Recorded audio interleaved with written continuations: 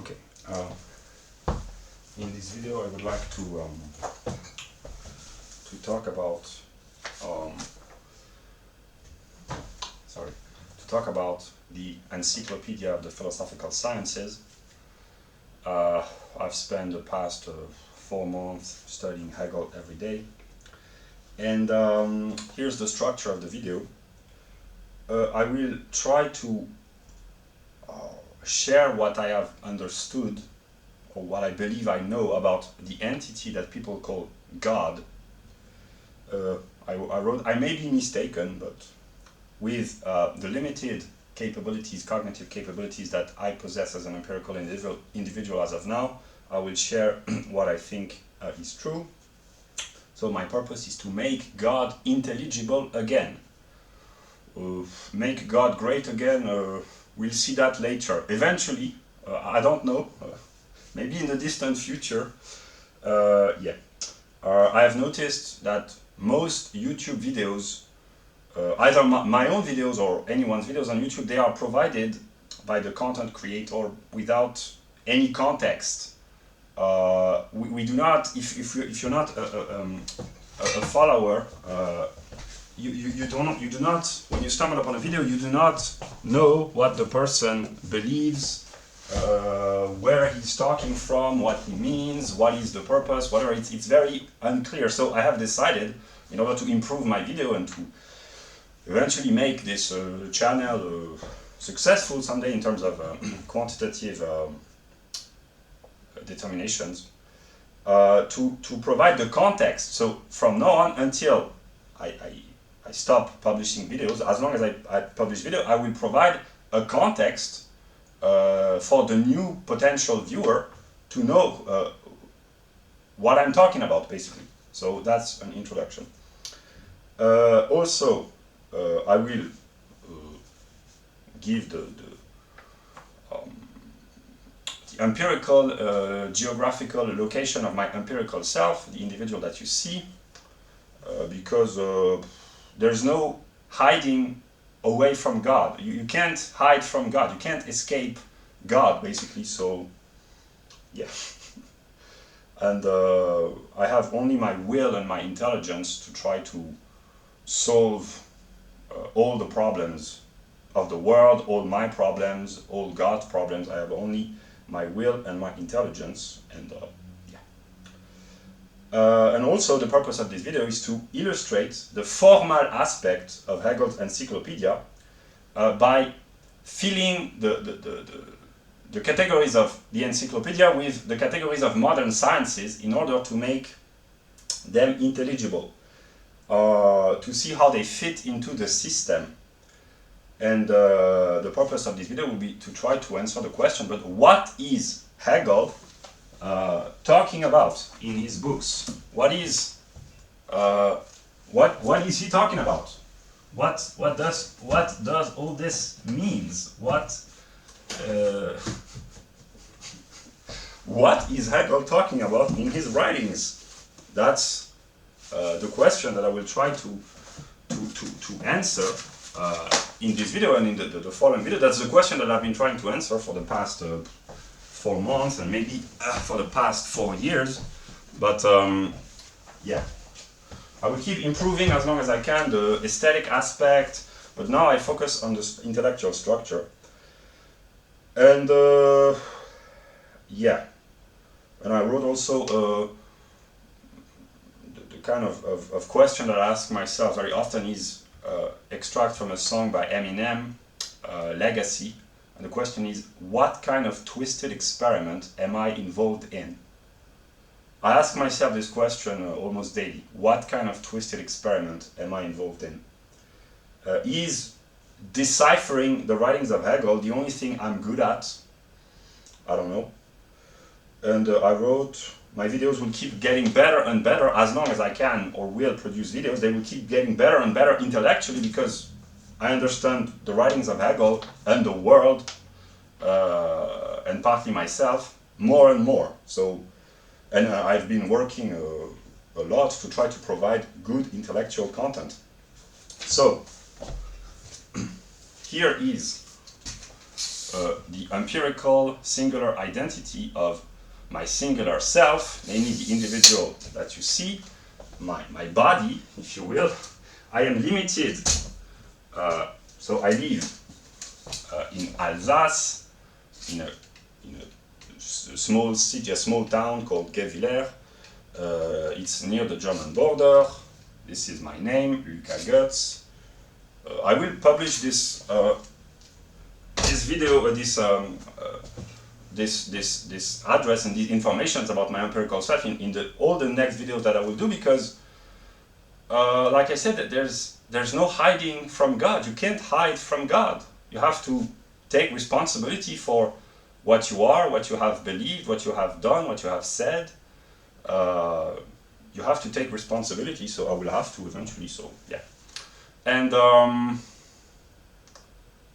yeah, but I have an empirical self that you can see, and I have a universal self that you can't see, but you can hear and interpret the words, and this is called mind or spirit. And the entire purpose of this channel has been to try to convince that on a universal level, on the level of cognition, the level of intelligence, we are all one, basically. But I have to prove that we are all one. And we differ, and we are opposed as empirical singular individuals and as particular individuals, but in the realm of universality, there's only one mind. So yeah, that's the first part of the video. And now I will comment. Excuse me, I just make a change of camera. It takes a few seconds. I will comment.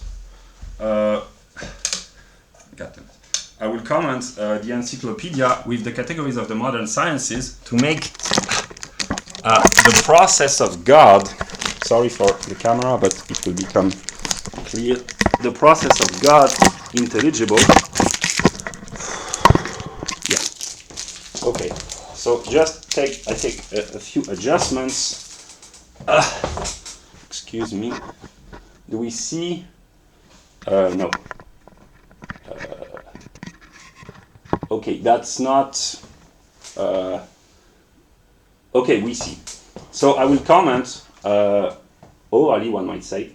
Okay, this is the structure. I hope that you hear my voice.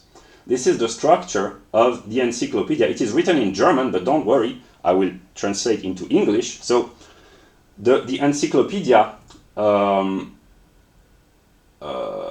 Okay, I will even move. That will be simpler. I hope that we will see. So the encyclopedia is the process of God. God is a process. Namely, it's self-moving. It's not fixed, stable, God knows where in the sky. It's a living process. And the encyclopedia is the development, the unfolding of the entity that we call God. And it is divided into 3 parts, which are Teilen in German. Erster Teil means first part.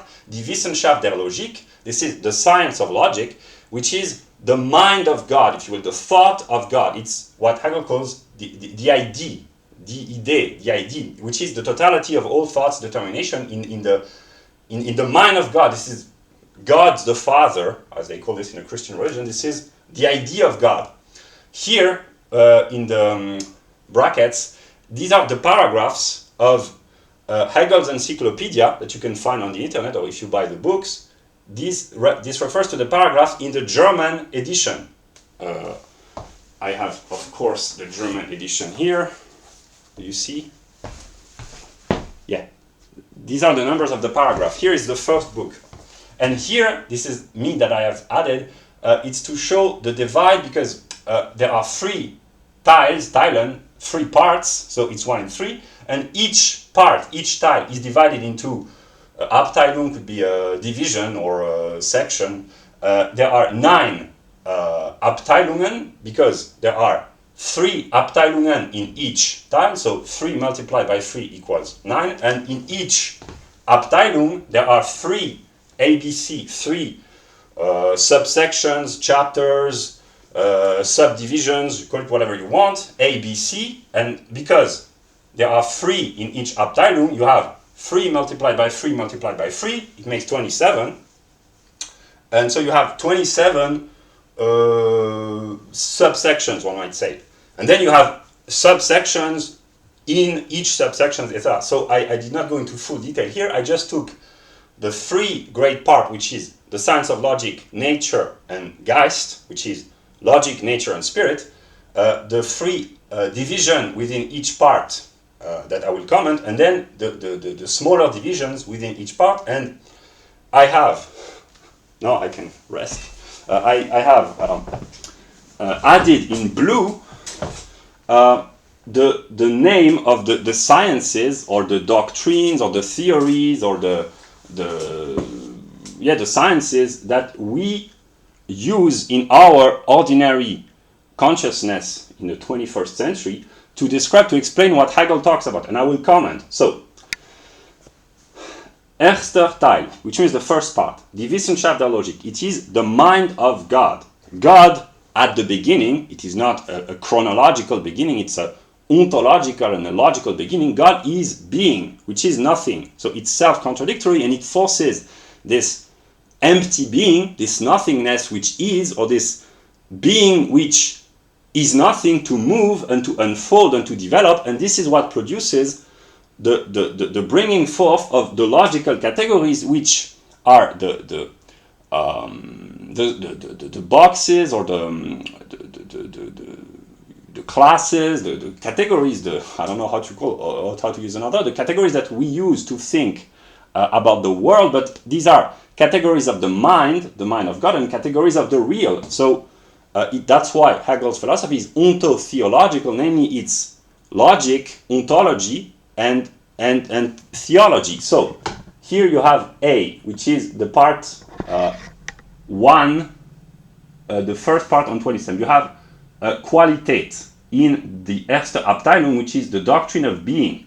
Being is divided in quality, quantity, measure. Qualität, Quantität, das Maß. And what Hegel talks about in his writings, what the writings of Hegel talk about in the subdivision of quality, he talks about ontology. These are the abstract determinations of being. Ontology is a branch of philosophy which seeks to answer the question, what is, or what is, what does it mean to say that something is?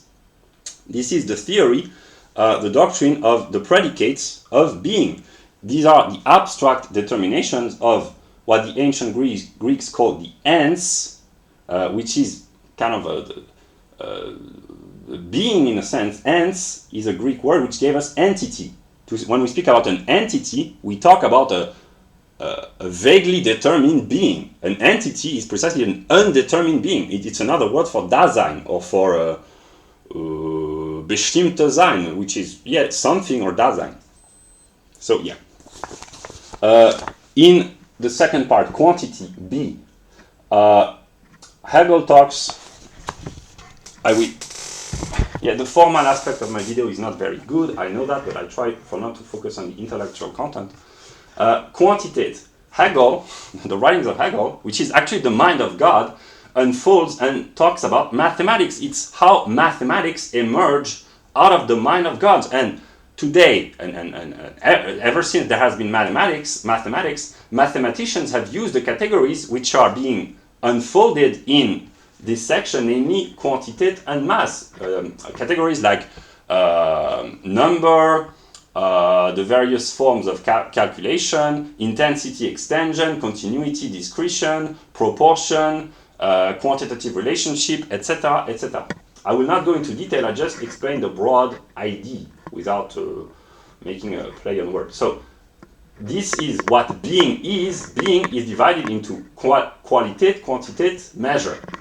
Zweite Abteilung, which is second division, the doctrine of the essence, the doctrine of essence. So here, if you follow from paragraphs 112 to 159, the writings of Hegel talk about the doctrine of essence. This is the second part out of 9 Abteilungen in the entire process of God. So you have the essence as the ground, der Grund, which is the foundation or the fundamental determination, the ground of existence.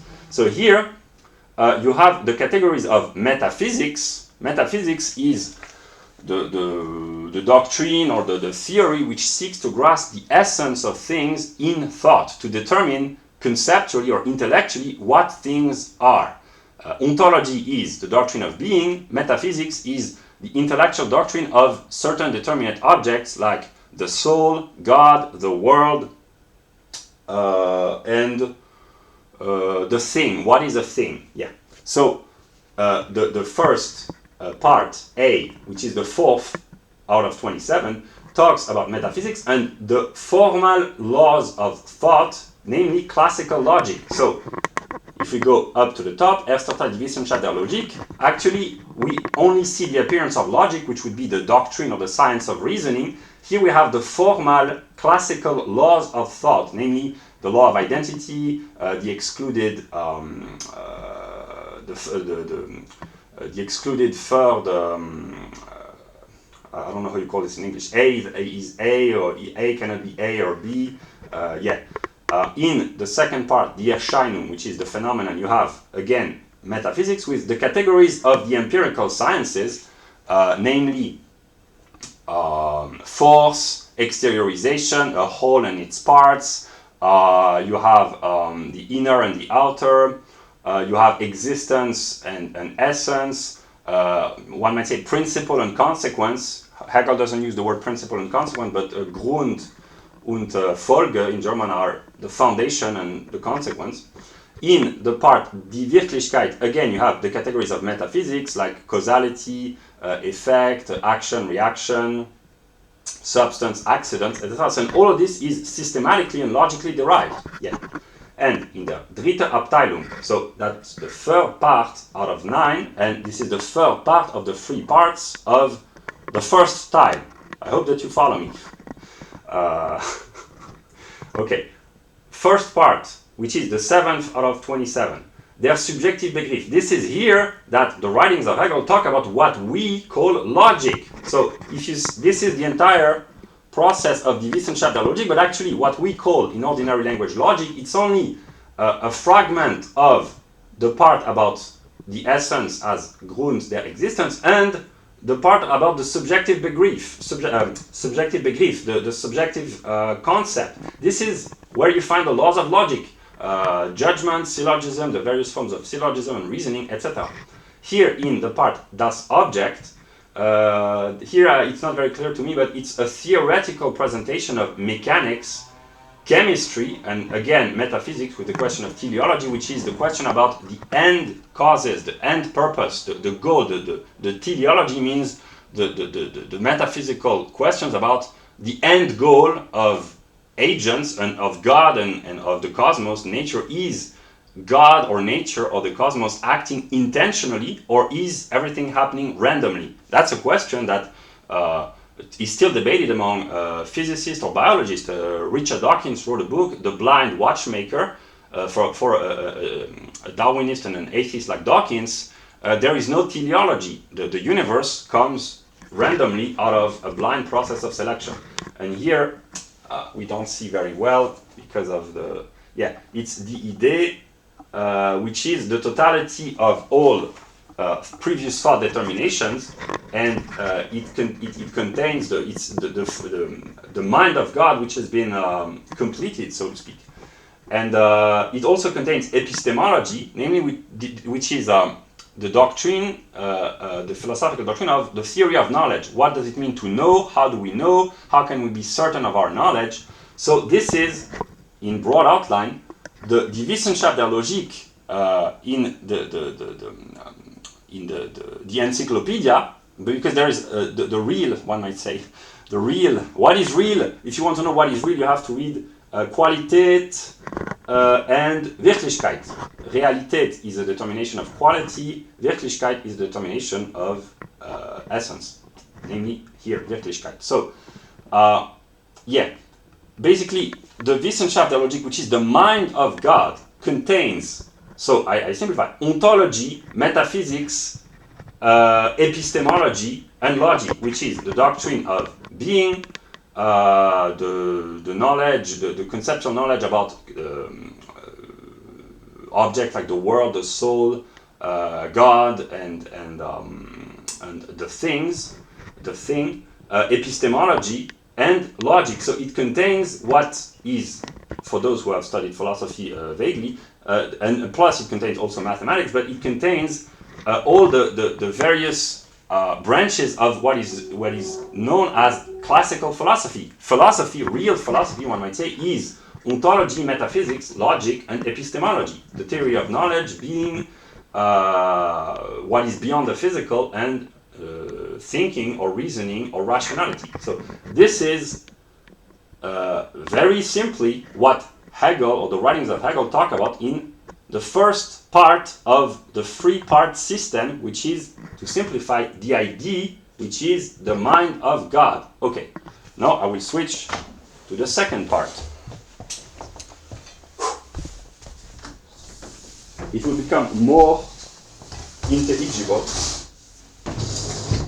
Okay, zweiter Teil. So, if you have followed me until this point, zweiter Teil of a three-part process, which is the Naturphilosophie, namely the philosophy of nature. And I wrote, here I will take my notes. If the Wissenschaft der Logik could be, in ordinary language, called the mind of God, the Naturphilosophie would be the body of God.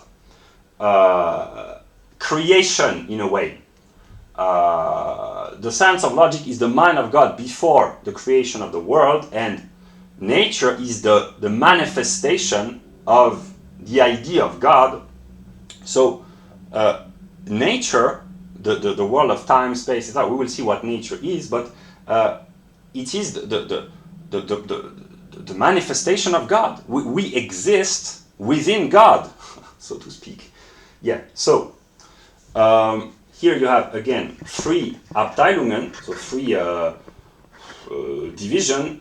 That's 4 out of 9, 5 out of 9, and 6 out of 9. And each is, again, separated into 3. So here you have 10 out of 27, 11, 12, etc., etc. So, in the first Abteilung, which is the mechanic, that's the first part, the first division of the philosophy of nature, namely mechanics.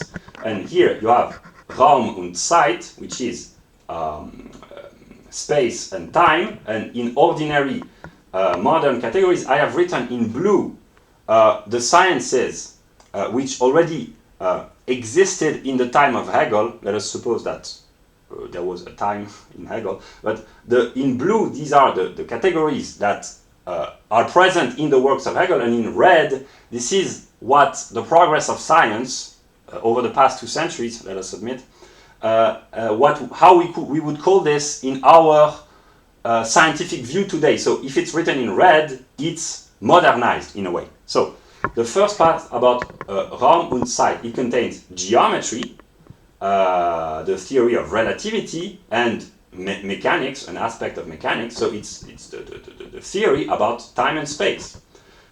B, Materie und Bewegung, matter and movement. Finite mechanic, endliche Mechanik, finite mechanic. It contains what we would call today quantum physics, nuclear physics, which is a part of quantum physics, and mechanics at large. So you have the quantum physicists of the early 20th century, and still today the research, but also mechanics. It's in the first part. In the second part, these are the views of Galileo and Newton, partly the mechanical understanding of nature. And C, absolute mechanic, here it contains, in a more determined fashion, gravitation, astronomy, which is the study of the celestial bodies, the study of the universe, and what we would call today cosmology, namely the creation and the history of the cosmic development. But there is no cosmology in Hegel, strictly speaking, because the world is not created in time, so that's complicated for now. But yeah, so in order to actualize what Hegel, to understand what he talks about, you have to consider that he talks about the what we call today relativity, quantum physics, nuclear physics, and cosmology. Okay, zweite Abteilung, die Physik. So the distinction between mechanics, which is the erste Abteilung, the 4th part out of 9, and the zweite Abteilung, die Physik, which is the 5th part out of 9. To simplify, I'm not an expert as of now in the sciences of nature, but I would say that Mechanics is really the most abstract determinations, like we've just seen: time, space, movement, matter, and the movement of the celestial body. So it's the movement of the celestial bodies in time and space in the universe. The part die Physik, it's more connected to the Earth. It's physics as we ordinarily understand this, and I will illustrate. Here the terminology of Hegel is not very clear to me, but the Physik der allgemeinen Individualität, so that's the physics of the universal individuality, and it contains, he talks about optics, namely the theory of light and electromagnetic waves and light particles or light waves of light. He talks about astronomy again, but in a relationship to the solar system and not to the universe as a whole, but mostly the solar system. He talks about determinations of chemistry, but in Hegel, chemistry is associated with alchemy because the writings of Hegel is not satisfied with the quantitative approach of chemistry that we have, namely to quantify every chemical substance, to say that water is H2O, that carbon, nitrogen, aluminium, various metals, silver, bronze, etc., to analyze, to separate, to divide into purely molecular determinations and purely quantitative table of statistics. That's not how Hegel or God actually envision the chemical determinations of nature. So it's a mixture of chemistry and alchemy. And then there is climatology, so it's there are broad conceptual views of the climate of the Earth. Geology, which is the study of the Earth as a geological rocks, and here my vocabulary is not sufficient in English, but the Earth as a physical. My vocabulary is limited here. I cannot. And meteorology. So it's the study of the broad aspects of the Earth within the solar system, basically. Here, Physik der besonderen Individualität. Here, Hegel talks about chemistry and alchemy, again, acoustics, which is the theory of sounds, mostly, and thermodynamics, that's not in the terminology of Hegel, but this is what today we call thermodynamics, namely the physical theory of energy, work, heat, temperature, etc. And in C, Physik der totalen Individualität, physics of the total individuality, he talks about what we call today electromagnetism, optics, again, the theory of light, and again, chemistry and alchemy. So you have most of the branches of ordinary physics. You have relativity, quantum physics, nuclear physics, cosmology, thermodynamics, electromagnetism, chemistry, optics, acoustics. These are the categories, the broad general categories that scientists today use. So everything fits somewhere in the system of Hegel. And this is what nature is. Nature is not, it's not just the trees and the rivers, it's time and space, matter and movement, gravitation, astronomy, etc., etc. And the dritte Abteilung, which is the sixth part out of 9, and the third part of the second part, so second part, zweiter Teil, it's 2 out of 3, and dritte Abteilung, which is the third division of the second part, I hope that you follow me, it's divided again in 3. You have the geologische Natur, so here it's the geological nature of the Earth, so here it is focused solely on the Earth. It's not about Mars or the Moon or Jupiter or whatever. I'm not sure that Jupiter is a solid planet, it's made of gas, but anyway, it's not about Mars or the Moon, it's about the Earth. So the philosophy, the nature philosophy of Hegel is geocentric, because the Earth is the center of the universe, because man and God are the center of the universe. So the Earth, the planet Earth, is the birth and the presence of Geist, of spirit. So, and Hegel consider that the Earth is a living whole, so it's an organic view of the planet. Here you have, I could have added ecology in a way, or those who talk about Gaia, the Earth as a living organism. It is included in the system already. You have astronomy again, so the position of the Earth and the influence of the Sun and the planets on the life of the Earth, notably the magnetic field, etc., or the influences of the Moon and the planet, etc. Again, you have geology, mineralogy, geography, and meteorology, so it's a description and a conceptual understanding of the determinations of the planet Earth. In the second part of the division, dritte Abteilung, you have die vegetabilische Natur, so the vegetal nature, that would be biology and botanics. So here in biology we could add mycelia, mushrooms, and prokaryotes, eukaryotes, viruses, bacteria. In the encyclopedia it is not made mention, it's only made mention of plants and animals, but we could add, with the development of modern science, all forms of life. And finally, die tierische Organismus, Tier in German is the animal, so it's the animal organism, and here in the third part of the third division of the second part of the system, he talks about biology, zoology, anatomy, medicine, and physiology.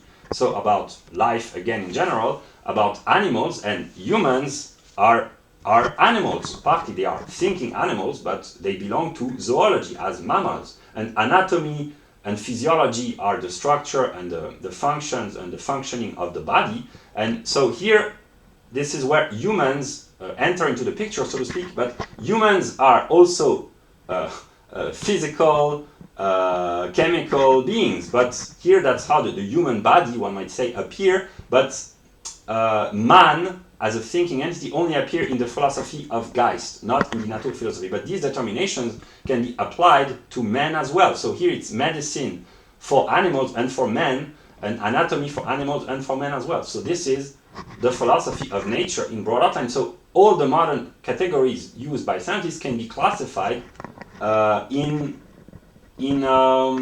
this picture. Okay. And yeah, I take a few notes. I wrote that, for instance, that you can divide the categories even further. Here, the geologische Natur, so the Earth as a geological organism, you can add a science like oceanography, or the study of ice in the Arctic, the study of lakes, etc. These are various branches of oceanography, which would be here a sub branch of geology, probably, although oceans and lands are different. But if we had to classify the study of oceans, here we would put this into either geography or geology. So you can subdivide ad infinitum, one would say. And ecology would be in the three parts. It would be the ecology of the earth, the ecology of plants and non-animal life, and the ecology, the ecology of animals. Okay, sorry. So yeah. Okay, so that's the philosophy of nature. This is what Hegel is talking about in the philosophy of nature.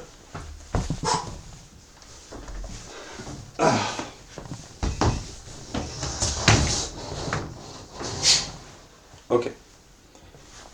Now,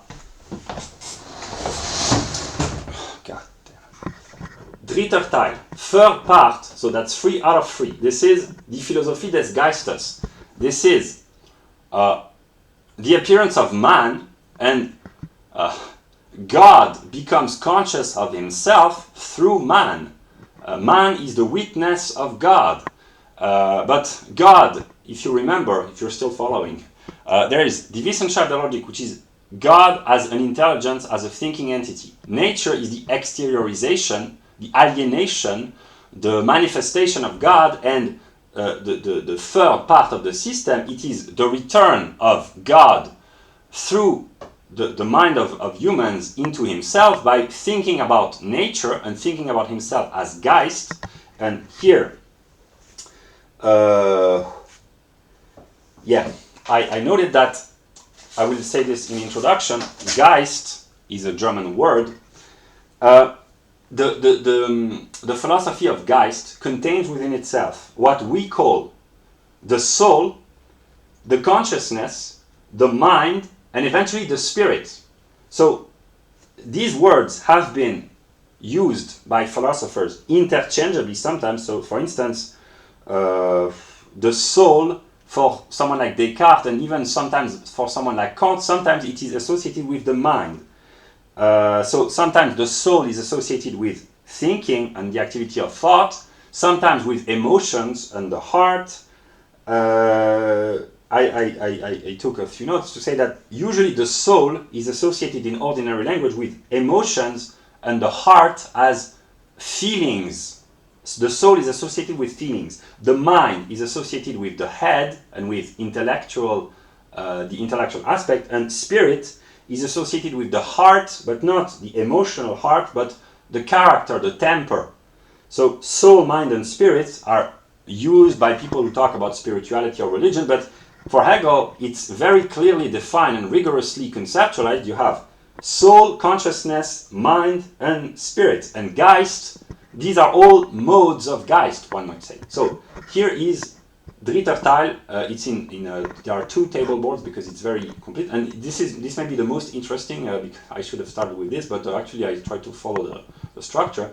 The Erste Abteilung, on this table you have only the Erste Abteilung, so the first division of the third part. So if you follow correctly, that's Dritter Teil, it's 3 out of 3, and Erste Abteilung, their Subjektive Geist, is the 7th out of 9. And here you have, again, 3 sub-parts or subdivisions or sub-sections or chapters, A, B, C, and you have Anthropology die Seele, which is anthropology, the soul, die Phänomenologie des Geistes, das Bewusstsein, which is the phenomenology of Geist, which is mind and spirit, the consciousness, and finally psychology, the Psychologie in German, which is psychology, der Geist, which is here it's very complex because the soul, die Seele in German, the soul in English is psyche in Greek, anima in Latin, psyche.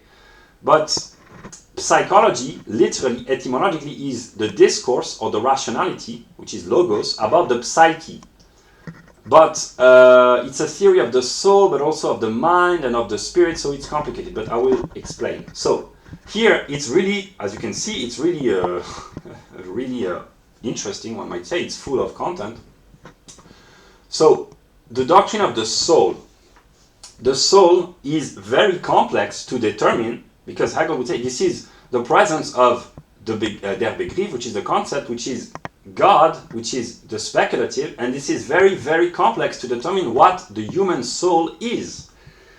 And Hegel said that the soul is the truth of nature, namely that without the human soul and the human mind, eventually there would be no nature. So that's why I am an idealist, because I believe that nature cannot exist without a mind perceiving nature. That's the definition of idealism. If there was no mind or consciousness to perceive an object, there would be no object. At least no natural object. So it is mind or soul which gives birth, so to speak, to nature and not the other way around. So it's completely inverted compared to 99.9999% of everyone who believes in realism, namely that there was a nature before mind appeared. But idealism says the opposite, basically. It is the mind of the philosopher, which eventually is the mind of God, which gives birth to nature. So here I will not go into full detail because I will first comment. So in order to determine what the soul is, you have to study climatology, namely the relationship of the human body to the various climates of the earth, and also the influence of astronomy and astrology. So here you have astral determinism, one might say, so the movement of the planets, Venus, Jupiter, Saturn, Neptune, the moon, it's not a planet, but the moon, Mercurius, etc. So the climate and the movement and the position of the planets have an influence upon the human body and the human soul. And here in red, these are the determinations that would be used today to classify what the soul is. So you have sociobiology. So the soul is first biological. It is biologically determined. It is within the body. It is in unity with the body. You have demographics, racial anthropology, and evolutionary psychology. So if you want to understand your soul, if I want to understand my soul, I have to study all these aspects. Then you have psychology, which is limited to the study of personality traits. So in order to determine someone's soul, you have to determine his position in relation to the climate, to the movement of the planets, his racial and socio-biological and evolutionary determinations, and psychology.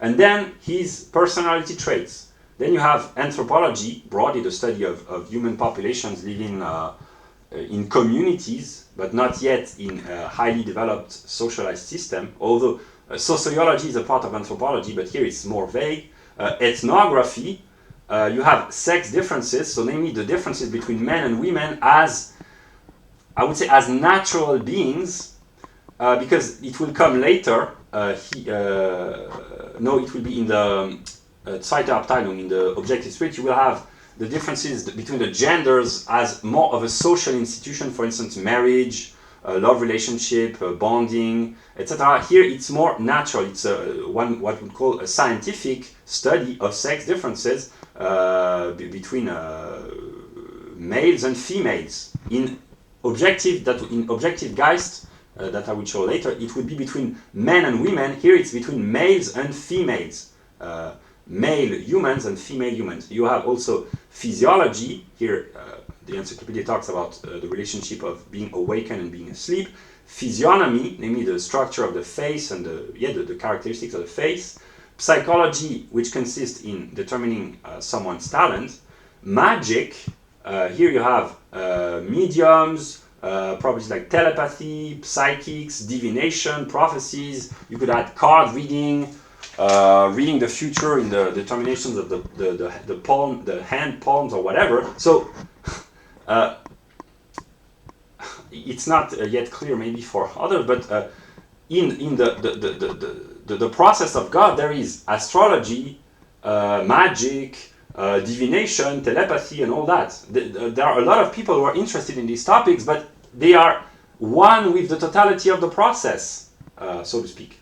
Also, in red, that would be added, it includes psychoanalysis, which is a modern development, so to speak, but it is already contained in the encyclopedia, but today we would call this psychoanalysis, and psychiatry, namely the mental diseases or the mental illnesses and the suffering of the soul, clinical psychology or psychiatry.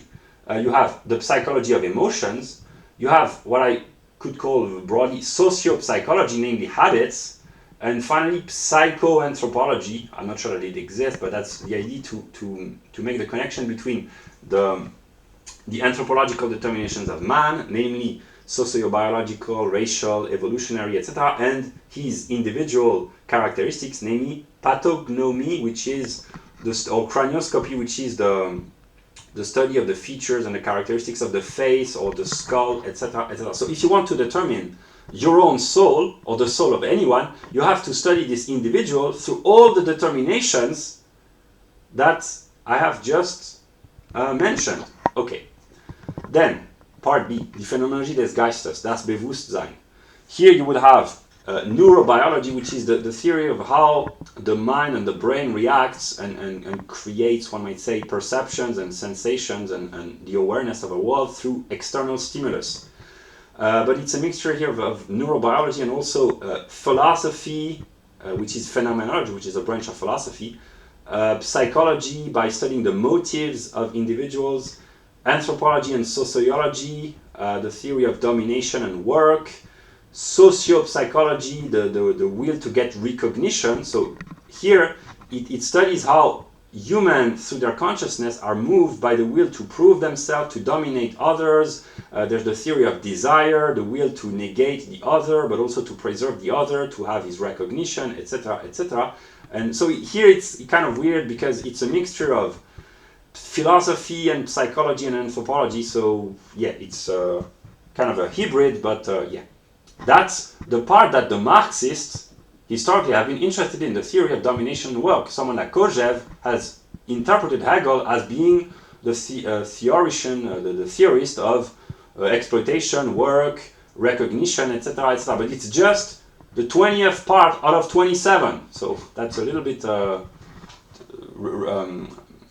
narrow, one might say, to interpret Hegel only through the lens of this part. And then you have psychology, and it would contain not only psychology as we understand this, but what we would call semiotics, namely the theory of signs, linguistics, the theory of language, grammar, body language, which is the theory of what we call communication, the way humans communicate with one another, the way we interact with one another through language and behavior. Then you would have more psychometrics or psychology, namely IQ, the measure of intelligence, but also memory, imagination, so the faculties of the mind, we will call this. There's an aspect also in the encyclopedia which talks about logic, so that's a return to the first moment, that's Denken, abstract thinking, and here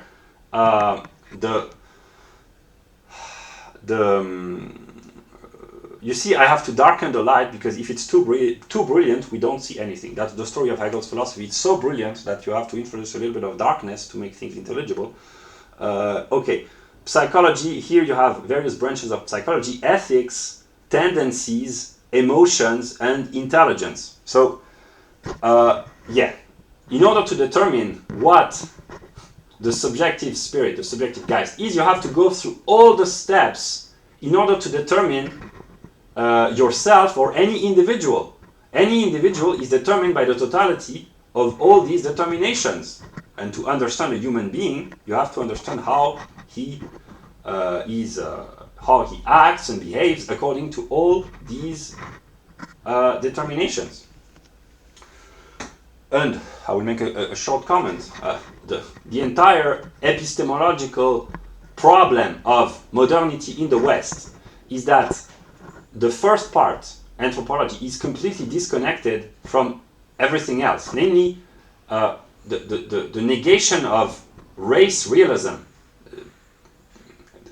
The Zeitgeist says that race does not exist, but actually it's also the opposite, because there are more and more people who say that race is real. So if you leave out sociobiology, demographics, racial anthropology, evolutionary psychology, ethnography, and sex differences, here we enter the realm of feminism with the attempt to negate the difference between the genders. If you remove all these parts, all the other parts are unintelligible.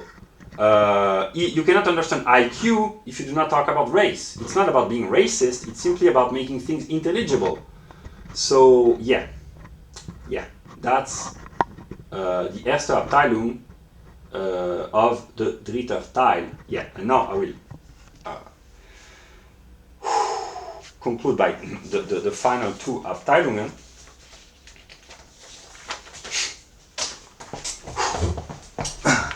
God damn it.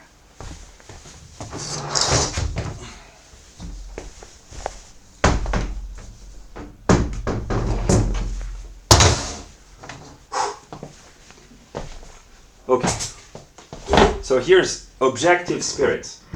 So if you follow me, that's zweite Abteilung, der objektive Geist, so it's 8 out of 9, divided into 3. Here I have, sorry, maybe I can, is it okay? Do we see?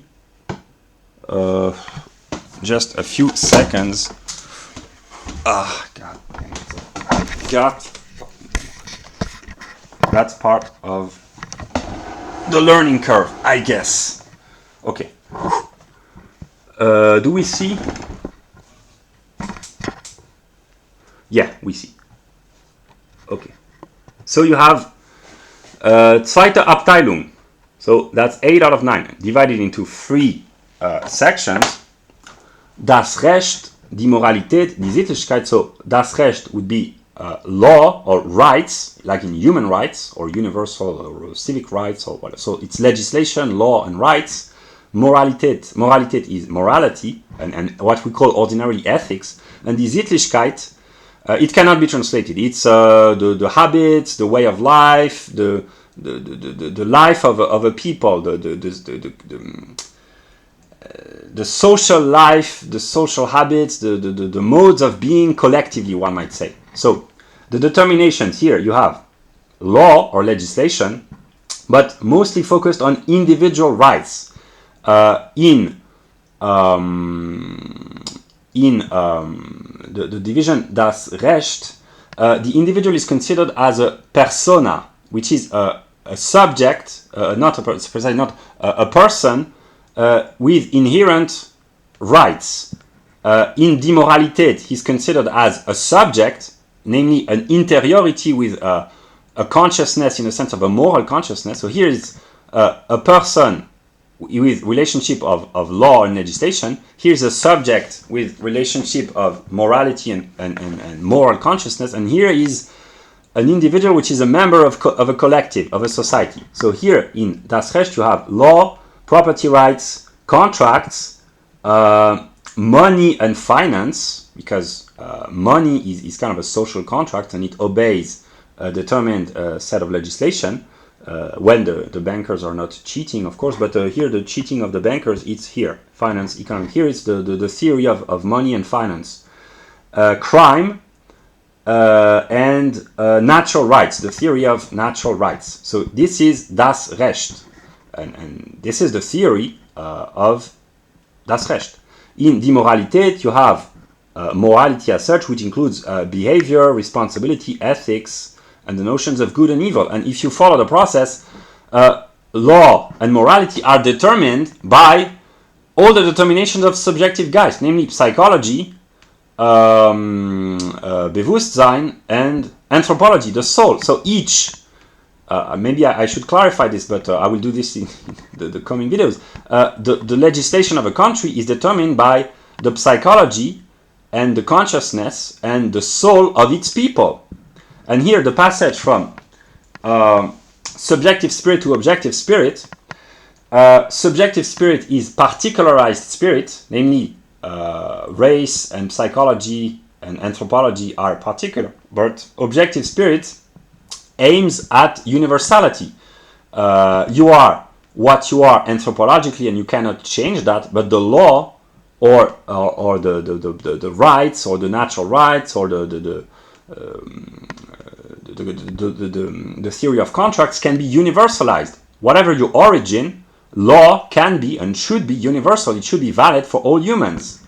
And the same goes eventually for morality, although each anthropologically determined group, what we call each race, has its own set of morality, behavior, sense of responsibility, good and evil, etc., because it is naturally determined. So the transition between subjective to objective spirit or Geist is the loss of natural determination, in the sense that subjective spirit, that which we saw earlier, is a transition between nature and Geist, but it still contains within itself the determinations of nature. In the objective spirit, they are no longer present, or only indirectly, so to speak, but here we are no longer in the realm of nature, although it exists within nature, but I mean, here we have no biology anymore, so to speak. Okay, so morality, and then Sittlichkeit, that's the longest and the most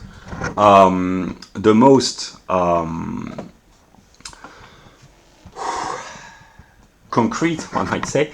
Sittlichkeit includes marriage. So I remember, if you go back a little bit earlier in the video, you said that I talked about the relationship between males and females, which is a determination of subjective spirit, anthropology, die Seele, namely the soul. And here we have, again, relationship between not males and females, although it still is, but they are no longer males and females, they have become men and women. And you have the theory here in marriage and men and women relationships, you would have feminism, miktos, traditional marriage, etc., etc. So you have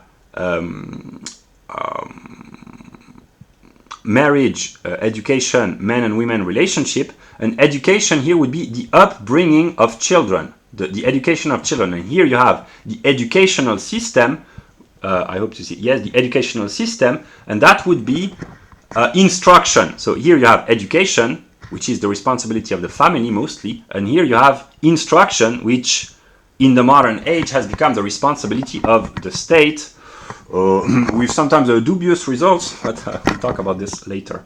Okay, and then you have law. So you have law. You have law here in das Recht, and you have law again here, but here it's for society at large. Here these are individual rights. Here these are collective. The two are connected, like everything in Hegel's system, but that's just two. So you have also the judicial system, the police, which is connected to those who perpetrate and commit crimes. Here's the police to restore order eventually when they are not corrupt, but that's another question. And here you have economics, finance, the division of labor, what we call culture, which includes sport, entertainment, manners. So it's a mixture of economics and psychology. And so the culture, of course, if you want to know the culture of a people, you have to take into account subjective spirit, the anthropology, and the Seele. But here it's really culture associated with economics. So it's a very limited kind of culture. That's not real culture, one might say, would include habits which were found, if you remember, in subjective spirit, but also art, religion, philosophy, which will be included here in Das Absolute Geist. So here it's really culture in the economic sense, like American culture. Here would be, if you talk about American culture, it would be in the narrow sense of the way American work and their working mentality, etc., etc. Chinese culture, the Confucian work ethics, watching barbecue and bowl games, as De Niro said, barbecue and bowl games. That's the typical. It's really culture in a very narrow sense. It's included within economics, education, etc. It's not culture as we understand this, which would be, like I said, more of art, religion, philosophy, and anthropology and psychology. Here, okay. Then here you have technology. It's in red, so it's not strictly present in the encyclopedia. Here you would have internet, robotics and the development of robots, artificial intelligence, big data, transhumanism, etc., etc.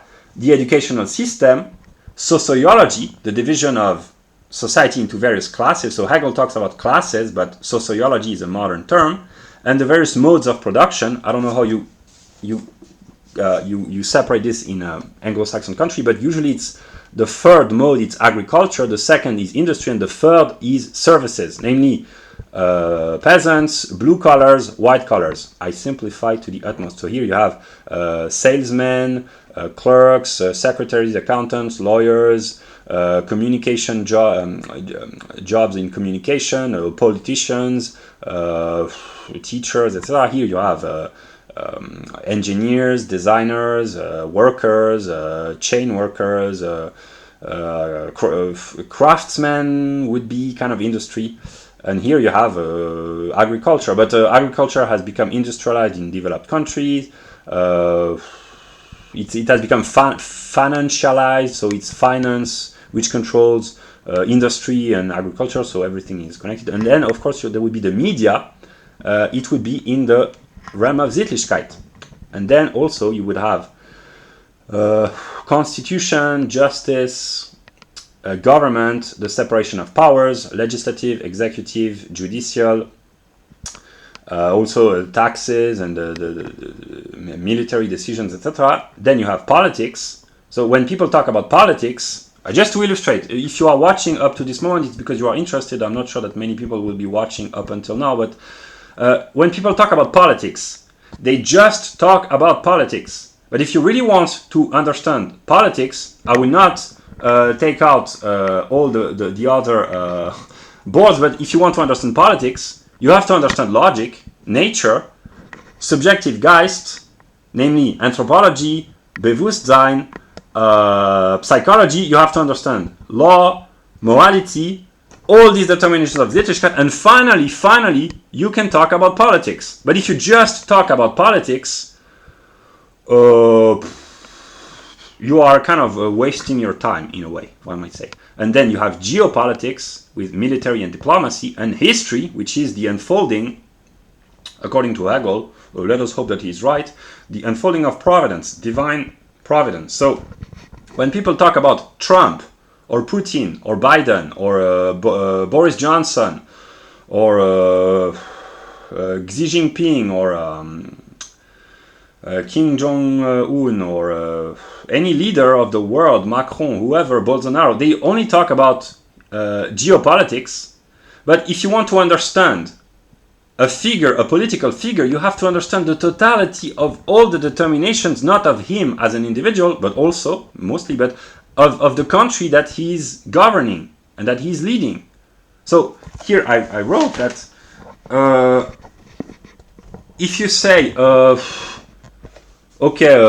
Hitler was crazy, or Vladimir Putin is crazy, you can have a psychoanalytical evaluation of Hitler or Putin, which is partly valid. But if you really want to understand these figures, or to understand Stalin, or to understand Margaret Thatcher, or to understand Gandhi, or to understand Martin Luther King, these are kind of, they are not geopolitical, they are more political figures.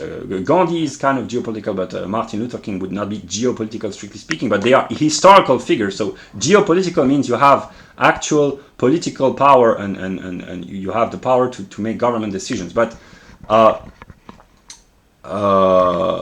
if you analyze the modern leaders like Biden, Zelensky, Putin, Erdogan, Johnson, Scholz, etc., just through the lens of geopolitics or history and not all the other determinations, you do not understand anything.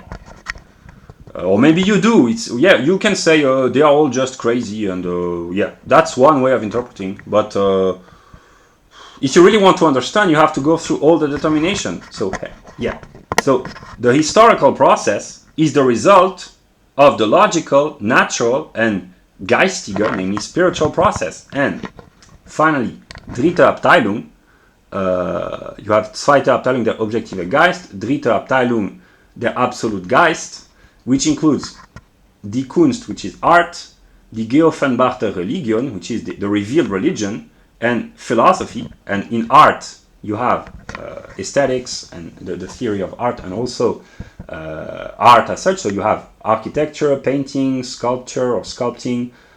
We could have cinema or movies, photography. You have literature, poetry, dance, music, theater, and eventually even video games in today's world.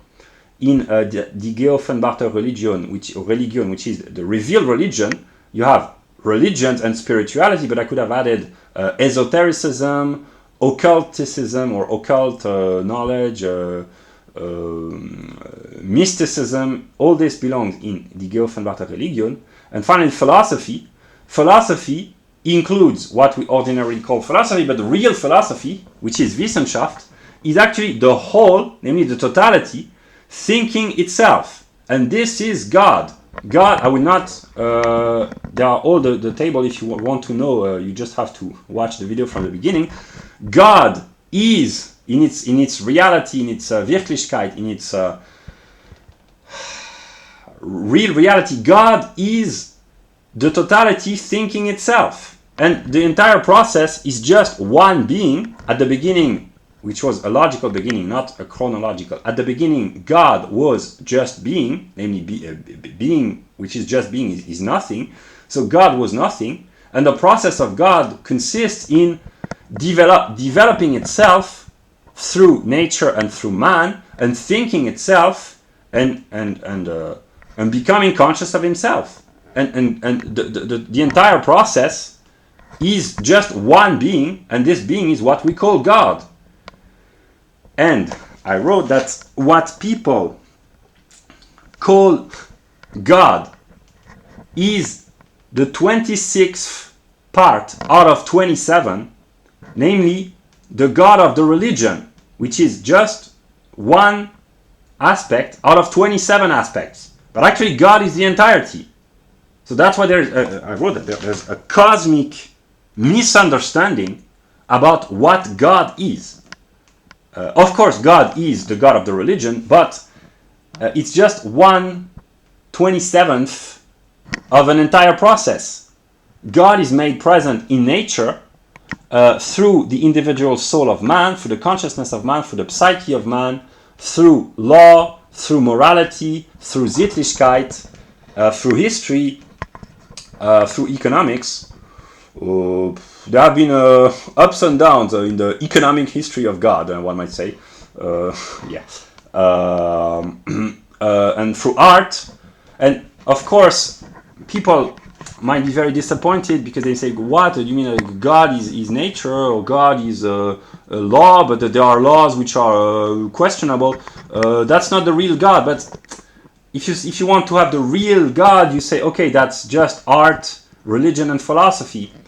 But art is the manifestation of the totality of the process. And the idea of cultural Hegelianism, of course, I did not understand this when I developed the idea, and I don't know who developed the idea. Maybe it's God and not me as an empirical individual. But Hegel would say it's the historical process becoming conscious of itself or whatever. But what I noticed about 4 years ago was that art, mostly music, but also cinema and poetry, and even video games, manifest truths about our world. And I stumble upon mystical experiences through the mediation of the pagan religion, the pagan revival of the pagan European spirit, and then I discovered the philosophy of Hegel. So at the beginning of 2018, I experienced artistic, religious, and philosophical experiences, and this is what I later called cultural Hegelianism. But it's only now 4 years later that I'm starting to have a clearer view, and here it's very that's amateur work. Really, it's much more serious in the encyclopedia, but that's just to illustrate, to make this intelligible. So God is the entire process of being. I don't know what else to say.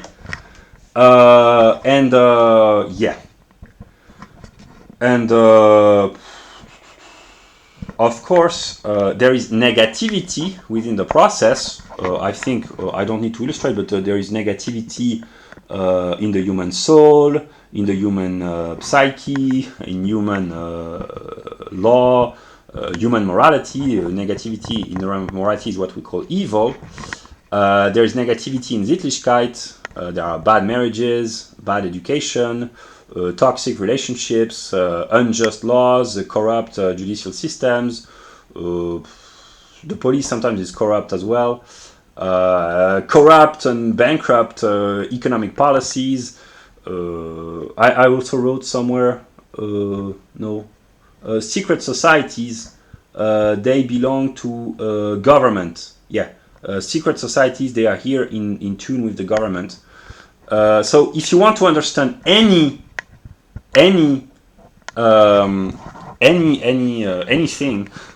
I'm not saying, because I've thought a lot about this. I'm not sure that the will to understand anything at all is a good intention, because the will to know, to understand, is what the Christian call the original sin, the tree of the knowledge. But now we are here, and if you want to understand anything, you have to understand everything, basically. And here's just a broad view. The video has been 1 hour and 8 minutes. A broad view of everything. And everything eventually fits into the system because it's very well thought out. So that's what I had to say. That's a very simplified, that's very simple view of what God is. So the real definition of God, if you had to define God formally, that would be the totality of being, thinking itself. So God is the thought of being, basically. That would be the real God. But the real God is a process. And that's what I had to say. So I will not make a 1 hour and 10 minute introduction starting all of my next videos, but I will show the broad structure, the formal structure before I start every video, just to try to make sense of what I am talking about. And so that's just the broad vision, the vision of the totality, the plan of the entity that we call God. And there's one might say God is so large maybe he's larger than life, I don't know, but God is so large that most people can find a place within God. Atheists, they would be here. Atheism is a mode of religion. It's a negative religion. It's the absence of religion. But atheists, they have a philosophy. They have a religion, which is the absence of religion. But Hegel would say the absence of something is still determined by the presence of something. So it's still in relation with something. They have artistic tastes. They live in a historically determined country with a government, a constitution, etc., an economic system, etc., etc. So that's the broad view of what God is, or what I believe God is. And yeah, God is very, very, very complex. And I will end by answering the question that I asked at the beginning of the video. What kind of twisted experiment am I involved in? The question that I ask myself almost every day is, how could officially a 19th century German philosopher know pretty much everything about everything? How did the writings of Hegel come into being? The writings of Hegel would be here, philosophy. How did they come into being? That's a mystery. I don't know if I will ever solve this mystery, but yeah. So yeah, I will conclude by saying that God is a process, and as of now it's a very strange process, but yeah. So I will continue making videos as long as I can, and I will try to improve the intellectual content each time, because here it's very vague. I will not talk much longer about this, but you could divide economics. You could divide economics in the hundreds of branches: microeconomics, macroeconomics, socialist economics, communist economics, capitalist economics, fascist economics, the history of economics in 13th century northern Italy, the history of economics in 17th century southwestern England. You can divide infinitely. That's why it's so infinitely complex. But at least in order to understand broadly what God is, or what he might be, even talking about a he, that's already a prejudice when I say, but God as an entity, what God as an entity is, you have to have a broad view of what it means to be, basically. Yeah, to be entangled, to be in relation with many determinations. And yeah, so I will conclude here, and I will keep working and producing videos which will not be as boring as this one, but that was just laying the foundation, the intellectual foundation. Yeah. We are the 3rd of July 2022 officially, and here's the vision that I have of God as of now. And yeah, I will conclude the video.